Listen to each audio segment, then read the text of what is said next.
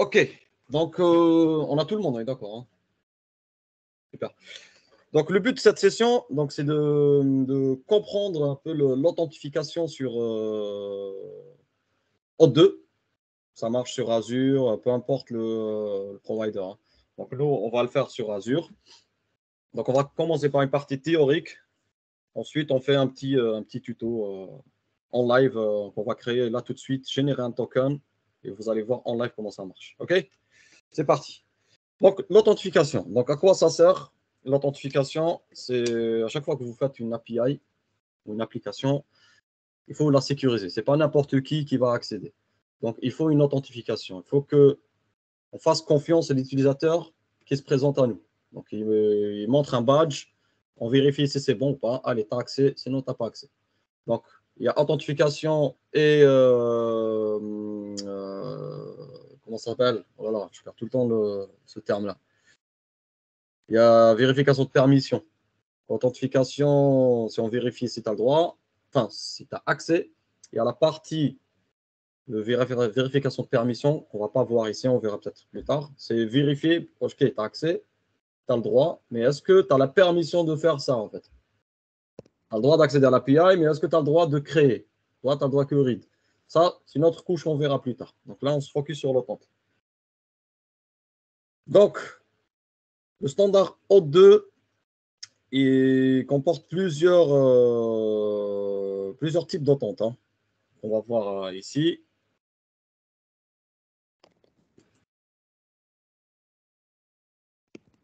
Okay. Donc, un petit schéma. Ça, c'est l'API. Ça, c'est l'user. Donc, ce user-là, pour qu'il accède à l'API, s'il vient sans token, sans rien du tout, il va se faire refuser son accès. Donc, le but, il faut qu'il y ait une autorité de confiance, par exemple Azure AD. Hein. Azure AD, qui il va demander, il va dire, tiens, bonjour, je veux un token. Il va dire, ouais, t'es qui toi? Il va leur envoyer un token. L'utilisateur mettra le token dans l'header. L'API, elle va faire des checks sur ce token, elle va voir sa signature, si elle est bonne ou pas. Après, elle accepte ou pas. Elle lui rend la réponse. Soit 401, soit 200. Ça, c'est la base. Maintenant, on a plusieurs use cases. Donc, on peut avoir un user qui se connecte à l'API. On peut avoir un user qui passe par un front web. On peut avoir un user, enfin, on peut avoir une application carrément, une autre API. API B qui appelle l'API A. Donc, on a plusieurs use cases. Et chaque use case, par exemple, il a ses propres spécificités, en fait. Donc, on va commencer par le use case web. On passe par une page web comme l'Angular, par exemple, pour s'authentifier et générer un token. Donc, ce use case-là, comment ça marche? Il y a plusieurs types d'attentes. Il y a l'implicit flow, qui n'est pas du tout recommandé, vous allez comprendre pourquoi. Il y a quoi d'autre? Il y a l'Authorization Flow Code PKCE, et c'est ça qui est utilisé, je vais vous les expliquer. Hein. Et il y a à la fin aussi Client Credential Flow. Ça, c'est utilisé pour les applications. Il n'y a pas d'user ici. Hein. Donc là, c'est un job, par exemple, qui appelle une API, ou une autre API qui appelle une API qui appelle une autre API. Donc là, il n'y a pas d'utilisateur. On va aller voir un par un. Donc, on va commencer par l'implicit flow. Comment ça marche? Donc là, c'est que l'AD, il faut qu'il connaisse votre web, votre application web, en fait, que l'Angular que vous faites. Il faut lui donner une identité sur l'AD. Et l'API auquel vous voulez accéder, il faut lui donner une identité aussi sur l'AD. En tant que serveur, application, il faut dire après, cette application web, c'est une application web, il faut lui dire, hein, c'est un single page. Comme ça, il comprend qu'elle n'a pas besoin de secret pour générer un token, mais d'un utilisateur. Ça veut dire quoi? En fait, j'ai une page web. qui veut accéder à une API. Et on a l'Azure AD. Donc l'AD, il faut qu'il connaisse cette web app. Il faut qu'il connaisse cette API. Ça, il sait que c'est un serveur. Et ça, il sait que c'est un client. Donc le web, il ne peut pas générer un token tout seul, en fait. Parce qu'il ne peut pas stocker un secret. Pour générer un token, il vous faut un secret. Un secret et un client ID. Il peut avoir un client ID. Ça, ce n'est pas un secret. Il peut le mettre en public. Il peut le stocker dans le web. Par contre, dans une page web, vous ne pouvez pas stocker un secret. Un mot de passe, on ne peut pas le mettre dans une page web parce qu'il suffit de faire F12. Hein, vous récupérez le code de web. Et là, ça veut dire votre application, elle se fait hacker directement. C'est clair cette partie ou pas? Qui n'a pas compris cette partie? Vous me dites, il n'y a pas de problème, hein, je réexplique. Ok. C'est-à-dire que tout le monde comprend. C'est good. Ouais, je pars du principe que c'est clair pour tout le monde. Hein. Ok. Donc, la solution, c'est il faut faire jouer un utilisateur ici, en fait. Donc, il faut qu'un utilisateur intervienne, qui lui connaît son mot de passe. Il passe par cette web-là, page web. Il envoie son mot de passe. La page web va transmettre à l'Azure AD. Elle va lui dire quoi? Elle va lui dire, regarde, moi, j'ai ce client ID-là. Moi, je ne peux pas m'authentifier tout seul, mais j'ai un utilisateur qui te donne son mot de passe. Et authentifie-le, en fait. Et là, le mot de passe, il peut avoir le double authentification là, de HLF. Ça, selon la configuration. L'AD peut lui dire, OK, je t'ai envoyé un message dans ton téléphone, réponds-moi pour vérifier si c'est vraiment toi ou pas. Ça, c'est une couche en plus que tu ne vas pas faire toi. C'est fait par les administrateurs. Donc, si on reste le cas simple juste avec un mot de passe, il va dire OK. Et c'est là où on va voir l'implicit flow et le PKCE. Je ne vais pas rentrer dans les détails, mais on va les voir tout de suite. Mais en gros, il faut qu'on passe par un utilisateur qui, lui, donne son mot de passe. L'AD, il va dire, tiens, Client ID, toi, je te connais. Toi, l'utilisateur, je te connais aussi. Ton mot de passe, il est bon. Ah ben, je vais te donner un token. Globalement, ça marche comme ça. Dès qu'il a le token, ben, votre page web peut utiliser ce token et appeler l'API. OK? Maintenant, on va voir les détails de chaque use case. Globalement, web, ça marche comme ça. Hein.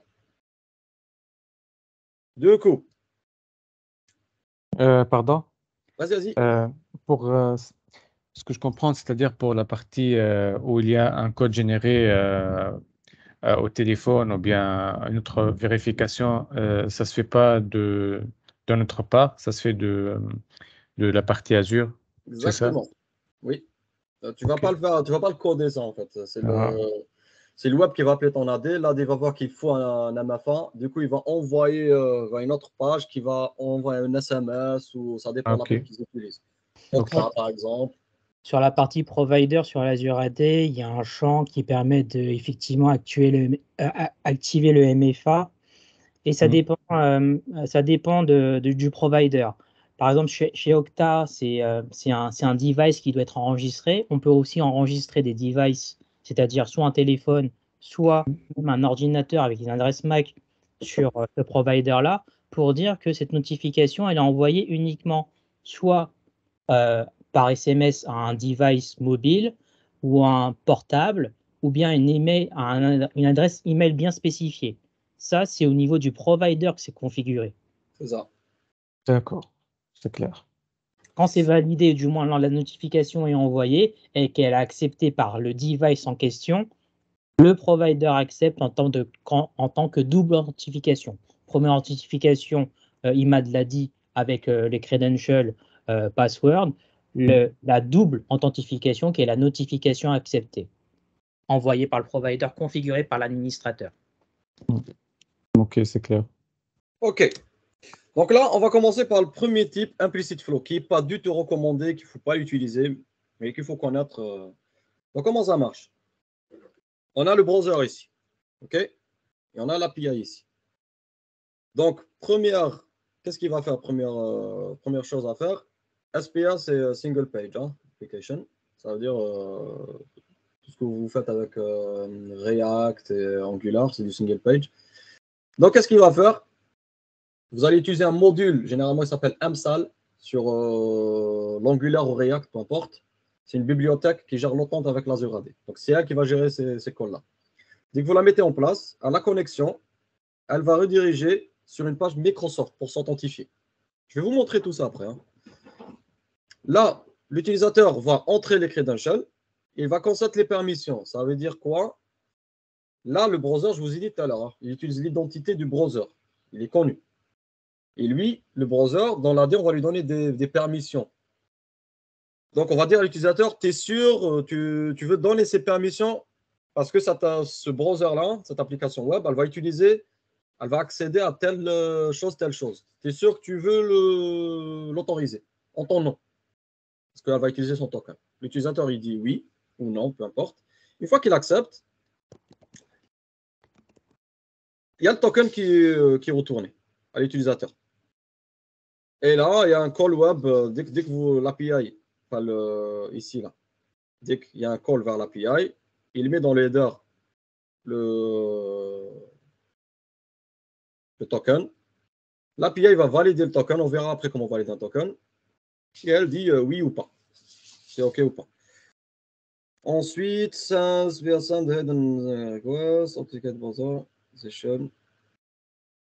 Ouais, à chaque fois, je pense là, c'est after short period of time. Ouais. Là, c'est quand le token expire, en fait.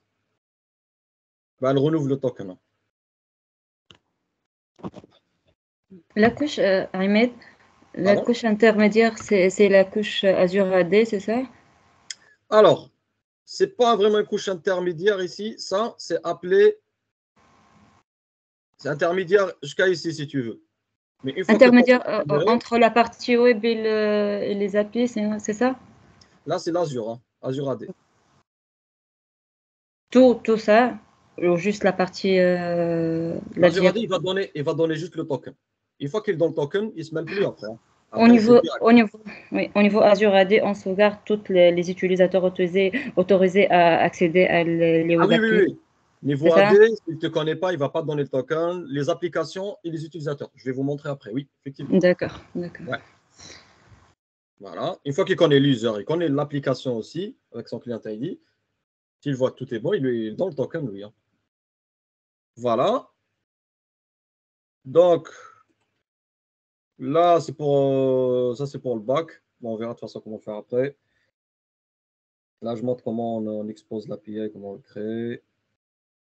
Ça, c'est la requête qui demande le token. De toute façon, la bibliothèque, elle le fait pour vous, ça. Après, l'API management. Là. Bref, donc ce qui est recommandé, il faut utiliser ce mode-là, PKCE. C'est ce mode-là qui est supporté. Donc, utiliser comme l'autre hein, pour toutes les applications web, single page. Donc, vous ne devrez pas utiliser dans les applications natives. You shouldn't use for native or single page app because. Je parle de secret, oui. Parce qu'on ne peut pas garder un secret, en fait, comme j'ai dit tout à l'heure. Donc, ça, c'est le PKCE. Comment ça marche, PKCE? Donc, au départ, on ne va pas demander un token directement. Ce qui se passe, c'est l'utilisateur. Donc, alors, une seconde. C'est pas le bon, ça. Ouais, c'est bon. OK. Donc, qu'est-ce qui se passe? Donc, on ne va pas demander le token directement. Il va appeler authorize. Il ne va pas appeler token. Donc, l'utilisateur s'authentifie. Une fois qu'il authentifie, l'Azure, il ne renvoie pas le token. Il renvoie un code, authorization code. OK? Ensuite, cet authorization code, il sera envoyé par l'application avec le client ID et d'autres informations. Et c'est là où il donne le token. Parce que le premier modèle, il a des failles, en fait. Il faut que je vous trouve un autre article pour vous montrer ces failles. Mais celui-là, il est plus sûr. Et de toute façon, rassurez-vous, hein, avec le AMSAL, la bibliothèque AMSAL, vous n'avez rien à gérer. Ça se fait automatiquement. Mais juste pour que vous compreniez comment ça marche, c'est tout. Ça sera transparent pour vous. Une fois que c'est bon, il voit que le code qu'il a envoyé au bout de. Parce qu'il expire rapidement. Il voit que le code est bon. Et le client ID, il dit tiens, toi, je te fais confiance. je retourne le token. Et pareil, une fois l'AD là, il a fini son travail, c'est là on va appeler l'API directement avec le token, on valide ou pas. Et pareil, quand le token expire, il fait un refresh de token, il renouvelle le token à chaque fois. Donc ça, c'est dans le cas où vous avez une application web, hein, single page. Le dernier use case, c'est quand vous avez un job, par exemple, qui tourne. Un job que chaque soir, il supprime des, je sais pas moi, des logs, par exemple, peu importe. Il faut qu'il appelle une API qui supprime ces logs-là. Bah, il faut qu'il s'authentifie, en fait, ce job-là. Il n'y a pas d'utilisateur ici. C'est ce qu'on appelle client credential. Comme c'est un serveur, il peut stocker des secrets ou il peut appeler un vault. Donc, qu'est-ce qu'il va faire le job? On va l'enregistrer en tant que client sur l'Azure AD et on lui dit, lui, génère-lui un secret. Donc, lui, il va avoir un client ID et un secret. Il donne ça à l'AD, il lui retourne le token. Vous allez voir ici. Donc, il n'y a pas d'utilisateur, c'est un web server. Et il va lui donner directement le token, en fait. Return token, hop, il appelle. Celui-là, c'est mon préféré, c'est le plus simple. Voilà, bon, on va passer un peu à la pratique. Je vais voir. En fait, j'ai un truc, je pense, qui est déjà fait. Visual. Il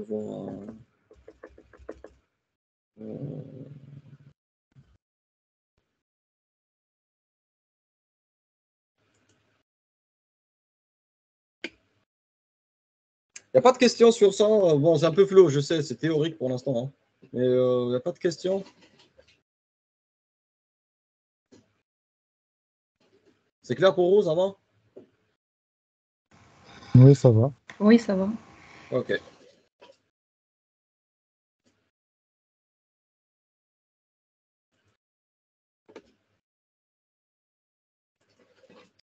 Donc là, j'ai un code en React. Hein.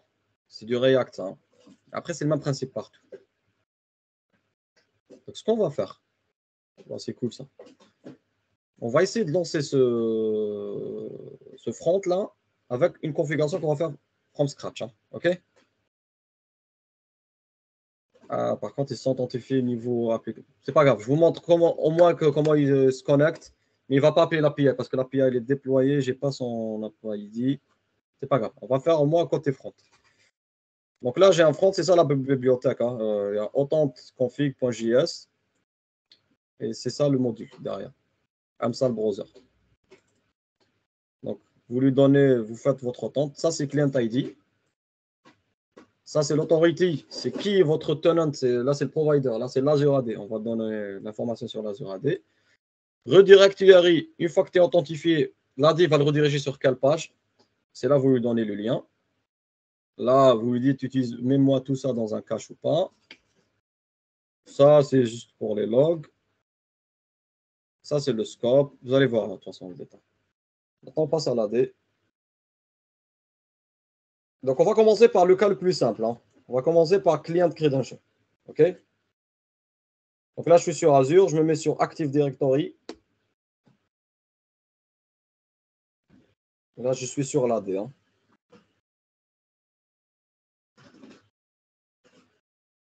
Je vais créer une API. On va imaginer une API qui s'appelle Uni5 API. On va la créer. Donc, pour faire ça, il faut se mettre sur inscription application. En anglais, register application. Je ne sais pas pourquoi il est en français d'ailleurs ici. Là, on va faire une nouvelle inscription. Je vais l'appeler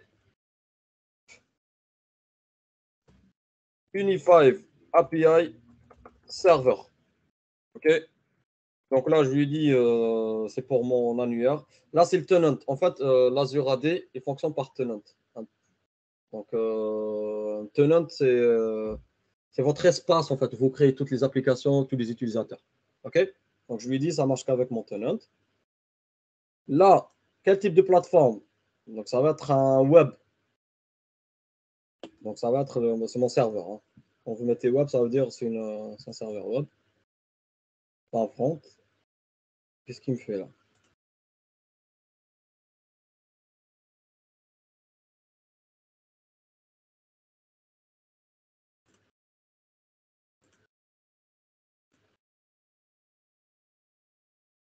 Je crée l'application Unifive API Server.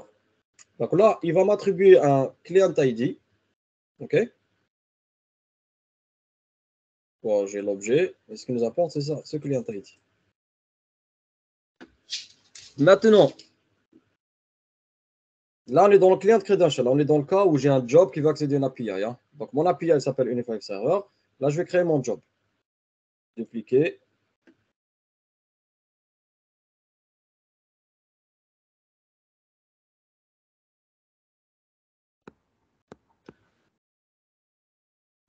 Qu'est-ce qui se passe?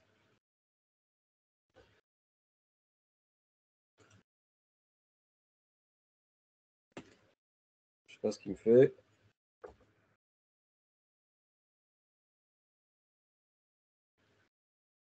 Désolé pour le... OK. Maintenant, je sors. Je reviens dans Azure AD, hein, Active Directory.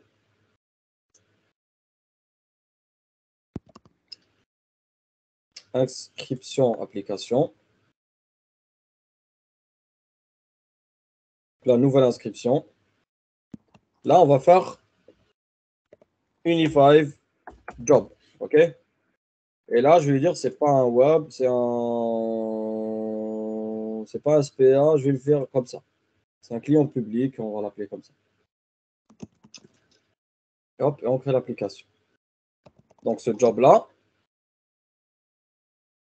il a son client ID, comme toujours. Ça, c'est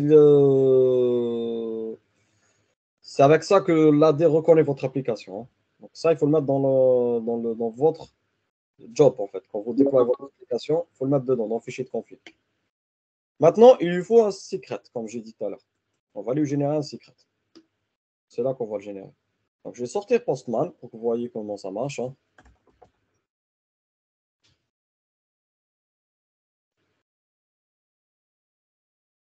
Le Postman, il automatise les calls. Hein. Je lui donne toutes les infos et il me génère un token, vous allez voir.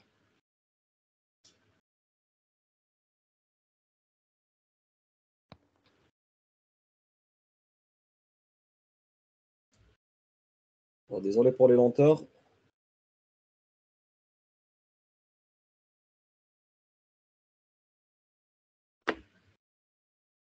C'est parti. Donc là, je vais dans Authentication ici. Je lui dis Auth2.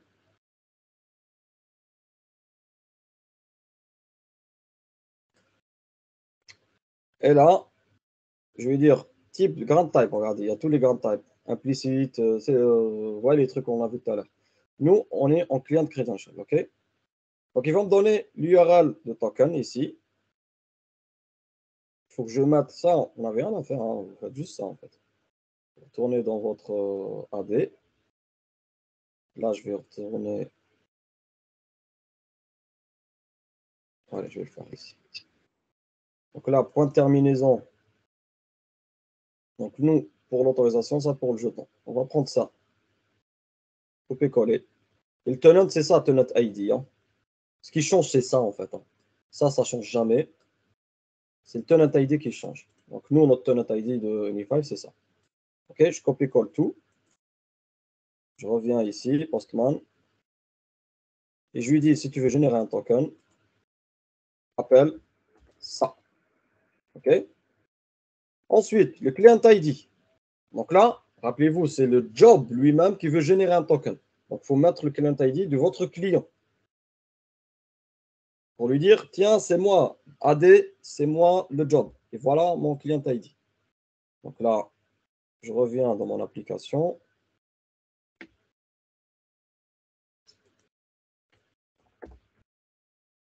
Unifive job. Je lui dis, tiens, c'est ça mon client ID. Là, c'est comme si Postman, c'est comme si c'est lui mon job. Hein. D'accord? Donc là, je mets mon client ID. Là, secret. Je lui dis, OK, donne-moi ton secret. Ton client ID, tout le monde peut l'avoir, mais prouve-moi que c'est vraiment toi. Et là, on peut le faire soit par certificat. Bon, on ne va pas le voir par certificat, soit certificat pour aller plus loin dans l'entente. Soit on le fait par secret. Et là, je vais générer un secret. Blabla.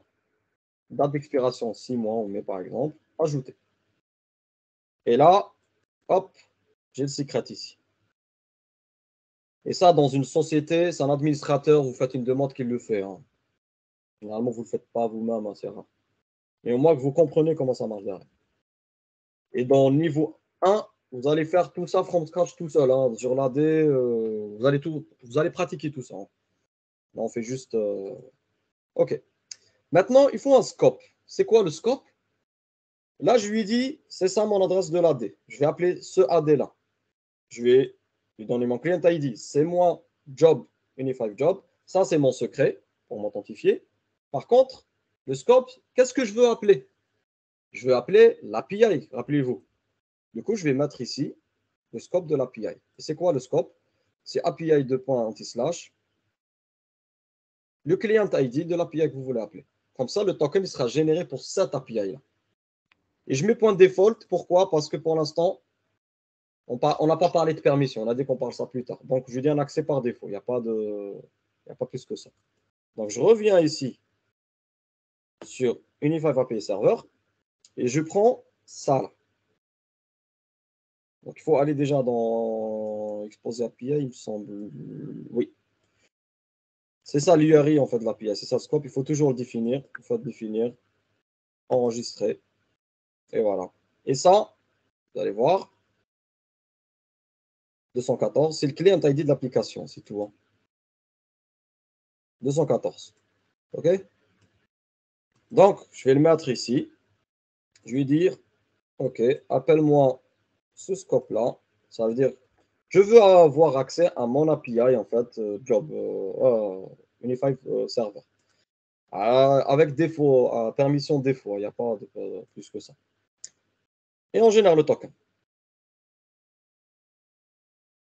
Voilà, il m'a généré mon token. Maintenant, on va voir la structure de ce token-là. Vous allez voir comment il est, fait. Et c'est avec ça que vous allez comprendre, pour ceux qui ne connaissent pas, bien sûr, hein, je sais qu'il y en a qui connaissent ça, comment l'attente elle se fait, hein, comment l'API valide le token. Donc là, c'est un site que vous pouvez formater votre token, vous le mettez ici. Donc, le token GWT, ça s'appelle, celui-là, il a 3 parties. Pardon? Allez-y les gars, messieurs, dames, si quelqu'un veut intervenir, n'hésitez pas. Hein. Pas qui a parlé. Bon, pas grave. Donc dans le token, comme vous le savez, il y a 3 parties. Il y a la partie header, en tête, on trouve ces informations-là. Hein.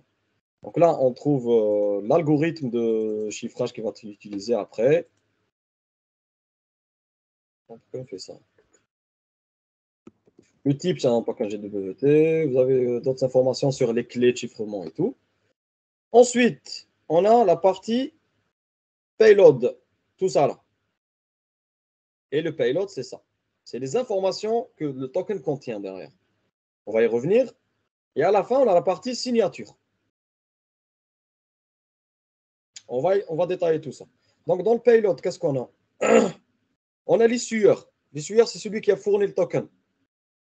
C'est notre AD. Donc là, on sait que c'est notre AD. Ça, c'est notre tenant, rappelez-vous. Ça, je ne sais pas c'est quoi. Hein. Il y a d'autres informations après. L'expiration token, c'est un timestamp ici. Donc, on sait quand est-ce que le token va expirer. Et là, l'API va l'utiliser. Elle va dire, tiens, ce token-là, il est expiré ou pas. Elle peut le savoir. Donc, ça va aider l'API à valider votre token. Là, c'est d'autres informations. Je ne sais pas c'est quoi. L'App ID. L'App ID. Si vous remarquez ici, c'est ça.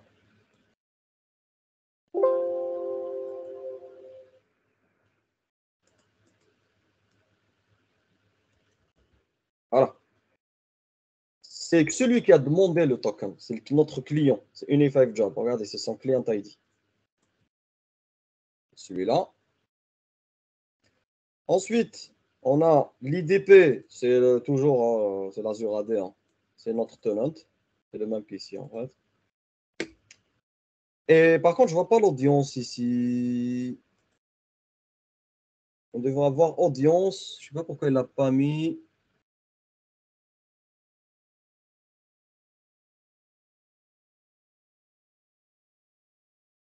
En principe, sais pas pourquoi il ne m'a pas fait ça. Je devrais avoir celui-là. Là. Comme je l'ai mis dans le scope, je devrais le trouver ici.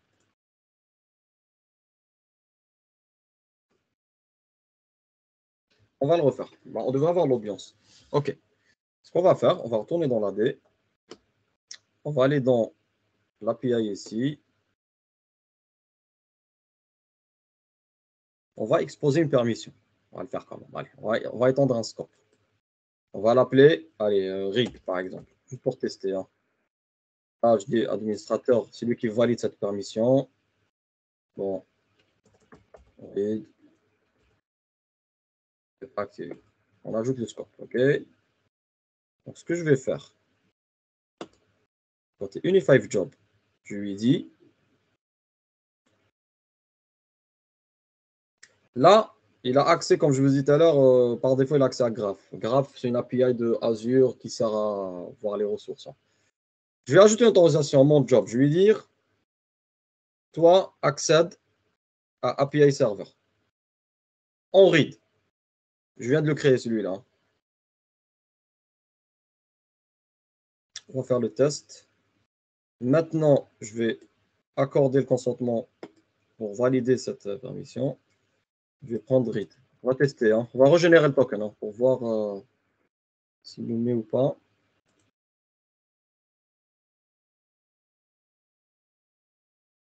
Toujours, hein, je fais API 2 points, client ID, read et la permission que je viens de créer. Voilà, je régénère le token. On va voir ce qu'il va nous donner. Ah, il n'aime pas. Voilà. Console, elle est où, console?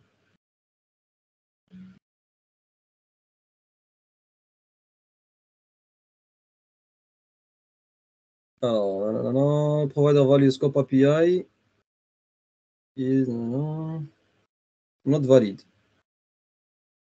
Must have a scope with. Ah, il n'aime pas. Pourquoi? Pas pourquoi il n'aime pas mon. Peut-être pas read.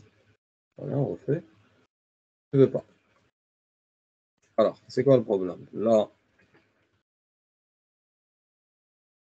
j'ai autorisé.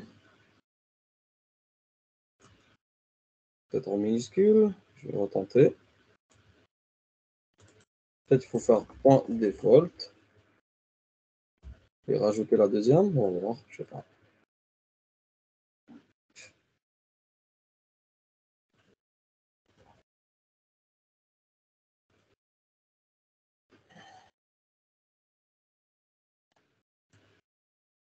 Non, il ne veut pas.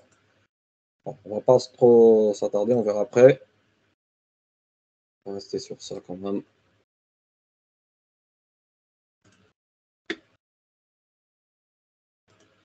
Voilà, qu'est-ce que j'ai fait? 114, ok, c'est quoi le problème? On modifie un truc, non? Le D en minuscule, je pense. C'est ça. Ah, tu penses? Ouais, je vais tester.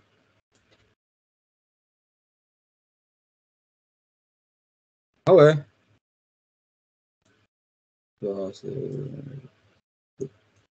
ok, bon, écoute. Pas grave. Là, je reviens ici.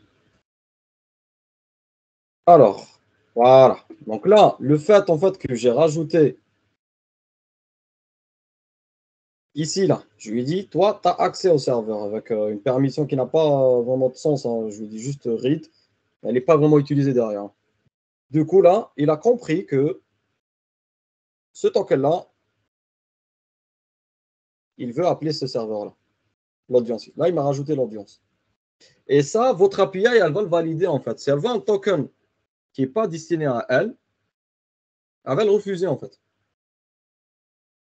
Donc, comment on check un token derrière? L'API, comment elle fait? Elle va prendre, elle va vérifier déjà l'expiration, si le token a expiré ou pas. Si elle expire, elle va le rejeter grâce à l'information qui est ici, hein, dans le token. Donc, elle va le formater et tout. Hein. Ensuite, elle va voir, est-ce que ce token est destiné à moi ou pas? Bon, c'est un check, vous pouvez enlever ça, mais nativement, c'est fait comme ça. Elle va voir que l'audience, elle ne correspond pas à l'audience de l'API, elle va le rejeter. Si elle voit que l'audience, elle est bonne, Elle dit, OK, ce token est pour moi. Maintenant, il faut voir si ce token n'a pas été trafiqué. Et c'est là où la signature intervient. Donc là, on va voir le type de la clé et on va vérifier la signature. Donc, on va prendre le token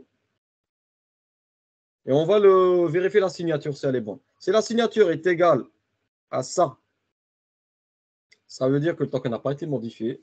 Il n'y a pas un hacker qui s'amuse à le modifier, donc j'accepte. Par contre, si la signature n'est pas similaire, je refuse. OK? C'est comme ça que la validation de token se fait. Hein, Après, on peut aller plus loin aussi. Hein, mais de base, c'est ça qu'il faut vérifier. Et on vérifie aussi le tenant ID. Est-ce que c'est bon ou pas? Est-ce qu'on vérifie avec le bon AD ou pas? Donc, c'est comme ça que je sais que sur .NET Core, c'est très facile à mettre en place. Vous mettez juste client ID et le tenant et c'est réglé. Et vous mettez juste authorize là. Mais derrière, c'est ça qui se passe. Hein. Sachez que vous pouvez le faire manuellement. Est-ce qu'il y a des questions sur cette partie, sur Client Credential? De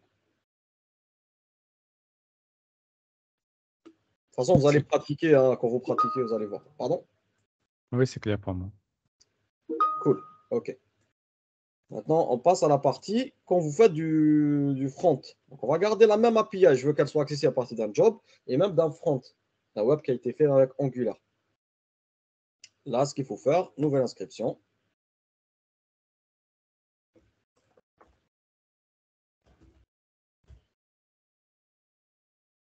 Et je vais lui dire, c'est une single page, SPA. Toujours client ID. Hein. Donc là, votre web est connu par votre AD. Là, je ne vais pas générer de secret parce que si je génère un secret dans un code web, regardez ici. Là, si je mets un secret, je vais le trouver direct après. Je fais F12 dans le navigateur. Alors, vous savez comment ça marche. Hein. Là, on prend un Chrome par exemple. Pour ceux qui ne savent pas. Par exemple, cette page Google, je fais F12. J'ai accès au code. Hein. J'ai tout ici. Je vais voir les sources, j'ai les JS, j'ai tout. Donc, on ne peut pas stocker de secrets ici. C'est pour ça qu'on fait intervenir l'utilisateur dans une page web. OK. Donc là, il faut aller dans Authentification. Ajouter plateforme. Parce qu'il ne le fait pas, je ne sais pas pourquoi, mais peu importe. Même si je lui dis application en page unique, ça veut dire SPA, Single Page. Là, entrer l'URL de redirection de l'application. Ça veut dire, une fois que l'utilisateur est authentifié, où est-ce que je le redirige? Là, je vais utiliser ce que j'ai ici. Ouais.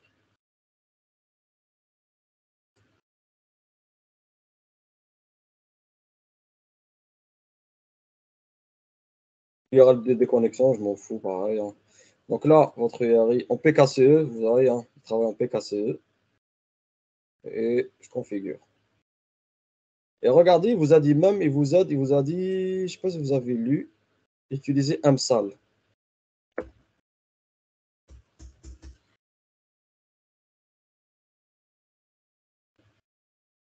Vous l'avez vu ou pas?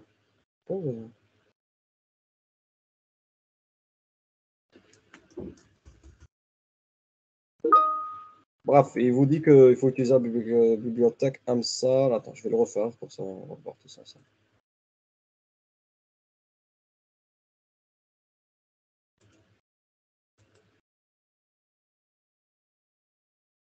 Voilà. Donc, il vous dit que ça ne prend pas implicite flow. Hein. Il faut utiliser PKCE. C'est ça, AMSAL.js que vous allez utiliser. Bref, ouais. Non. Peut-être unique. Pourquoi elle n'est pas unique? Je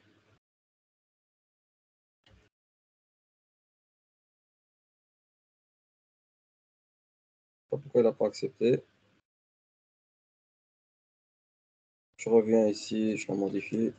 C'est ça que je veux. Là, j'ai donné le tour. Là, niveau autorisé, API autorisé, il faut que j'ajoute mon API quand même, que j'ai créé moi-même, API serveur. Je dis en read. Ajouter autorisation.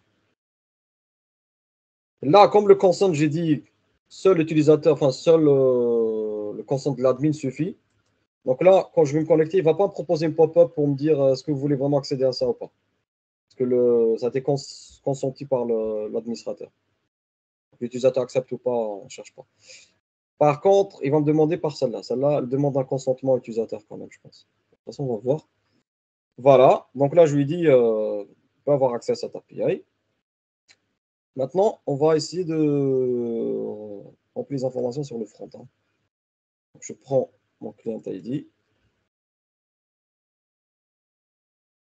Et c'est ça votre bibliothèque. Hein. Vous allez faire ça. Client ID. Là, je remplis le tenant. Tenant, c'est ça.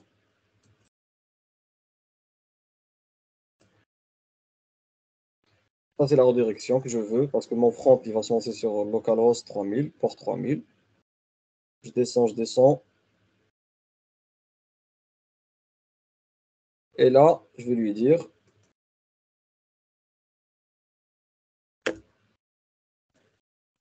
c'est ça ton scope. Comme on a fait tout à l'heure avec le.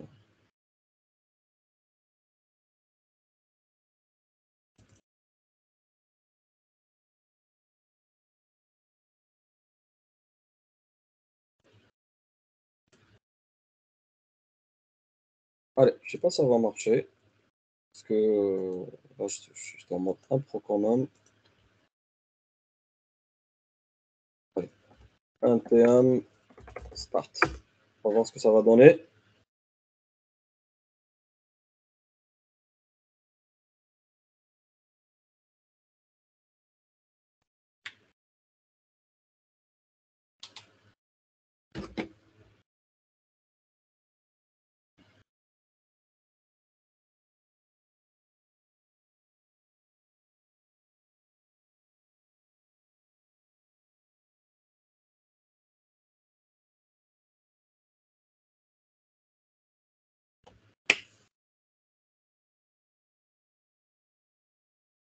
Ok, je demande signing. On va prendre un autre navigateur privé peut-être, parce que là, des fois, les coques, ça. Changer de navigateur, je sais pas pourquoi ça marche pas.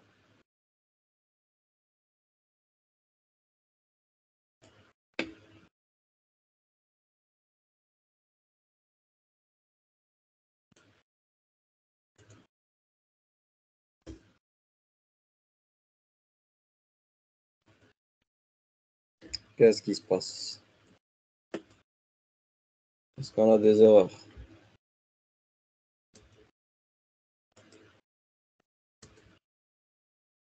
Voilà, il y a des erreurs ici. Ah! Vous voyez là, j'ai oublié de remplir un truc dans mon fichier. Ok. Je sais pas quelle partie de code là, je vais voir. Oui, j'ai pas sauvegardé. Ok. En fait, j'ai modifié la config, mais j'ai pas sauvegardé. Là, ça devrait aller. Allez, petit coup de CTRL F5.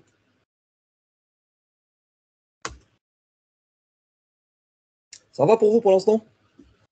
Ça, il faut le pratiquer pour vraiment l'assimiler. Hein. Signing.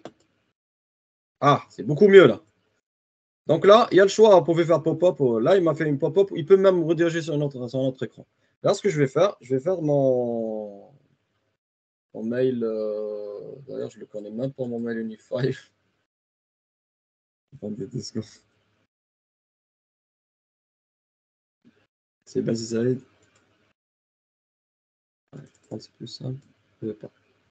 Basile-Saïd.imat.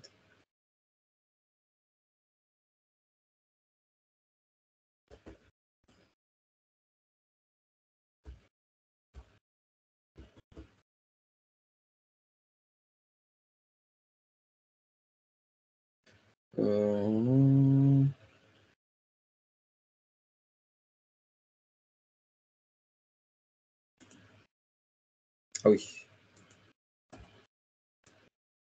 Voilà, je vais mettre mon mot de passe. Pas de secret là, c'est mon mot de passe qui fait fort. Je me connecte. Ah bah regarde, bah, Ashraf, je sais pas si tu regardes mon écran. Bah, il y a la double Oui, entente en oui, oui. face. Voilà, tu as l'exemple parfait.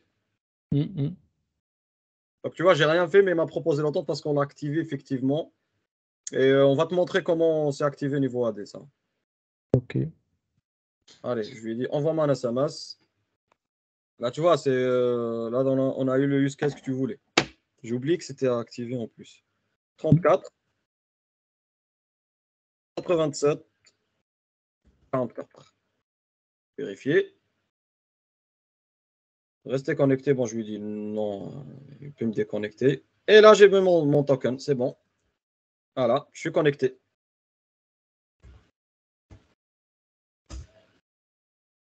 Ah, c'est ça.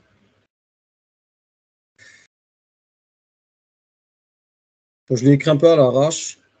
Il y a peut-être des fautes, je ne l'ai pas encore revu, mais vous me dites après si c'est clair ou pas, hein. Mais j'ai essayé de bien détailler avec une métaphore d'une banque, avec un coffre-fort pour bien comprendre un plus. Voilà. Je vous l'envoie. Je vais vous aider. Et vous me dites hein, si c'est pas clair ou c'est clair ou pas. Voilà. Est-ce qu'il y a des questions? Un truc qui n'est pas clair, un truc que vous devez comprendre, je ne sais pas. Je pense que c'est je pense qu'elle est très très proche de AWS Cognito. Donc c'est un service Ouais. c'est un service d'authentification qui est très très similaire de celui-là. Ah, l'entente, c'est pareil partout, hein. Là, juste l'Azure AD, c'est un exemple. Moi, j'ai jamais utilisé AWS, mais donc ça se rapproche, c'est pareil. Le principe reste pas. L'autre 2, c'est un standard, hein. C'est pas propre à Azure, hein. Oui, Voilà. oui, je sais. C'est pas seulement l'autre 2, mais le principe d'avoir donc l'application fait l'authentification. On peut avoir voilà donc c'est et de plus c'est l'autre 2. Tous travaillent avec l'autre 2. Exactement, c'est un standard. Ouais. Ah bah, s'il n'y a pas de questions, je vais arrêter l'enregistrement. Je sais que ça bénéficie aux autres. Ouais, c'est clair. Il y a une question? Non, non, c'est clair pour moi. Ok.